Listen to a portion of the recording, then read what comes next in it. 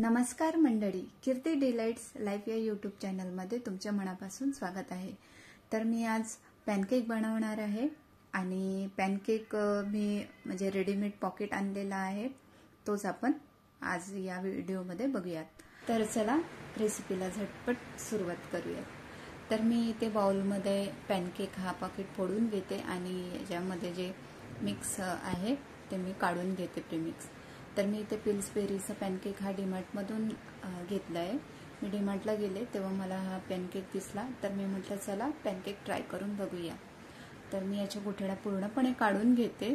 यासाठी आपल्याला दूध लागणार आहे, तर दूध थोडं थोडं करून आपल्याला यामध्ये घालायचं आहे आणि कन्सिस्टन्सी मीडियम ठेवायची आहे। खूप पातळ पण नको आणि खूप घट्ट पण नको। हे पॅनकेक लहान मुलांना आणि मोठ्यांना पण आवडेल एवढे चांगले लागतात। एकदा नक्की घरी ट्राय करून बघूयात। तर मी विस्करने छान बॅटर असं स्मूथ करून घेते, म्हणजे काहीही गुठळ्या राहू नये।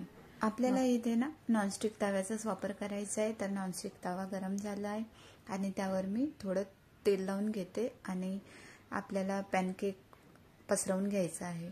तर मी इथे असे गोल गोल जाडसर पॅनकेक पसरवून घेते आणि 2 मिनिटं वाट बघायची, म्हणजे यावर वरती छोटे छोटे छिद्र येतात। त्यानंतर पॅनकेकला पलटवून घ्यायचं। तर या पद्धतीने मी पलटवून घेते। बघू शकता एकदम छान कलर आलेला आहे, मस्त दिसतात आहे पॅनकेक। बाकीचे पण पॅनकेक मी अशाच पद्धतीने बनवून घेते। तर चला चॉकलेट सिरपने गार्निश करून घेऊयात। तर तुम्ही तुमच्या आवडीप्रमाणे याला गार्निश करून घेऊ शकता। तर चॉकलेट सिरप आणि टूटी फ्रूटी मी इथे वापर करते। तर माझ्याकडे हर्षेलचं चॉकलेट सिरप अवेलेबल आहे। कोणाकडे जर चॉकलेट सिरप अवेलेबल नसेल तर आपल्याला चॉकलेट मेल्ट करून गार्निश करून घेऊयात। तर यामध्ये आपण टूटी फ्रूटी घालूयात। माझ्याकडे अवेलेबल आहे तर मी इथे वापर करते, छान लागतंय। तर तुम्हाला हा व्हिडिओ कसा वाटला तर कमेंटमध्ये मला नक्की सांगा आणि माझ्या चॅनलला लाईक आणि सबस्क्राईब करायला विसरू नका।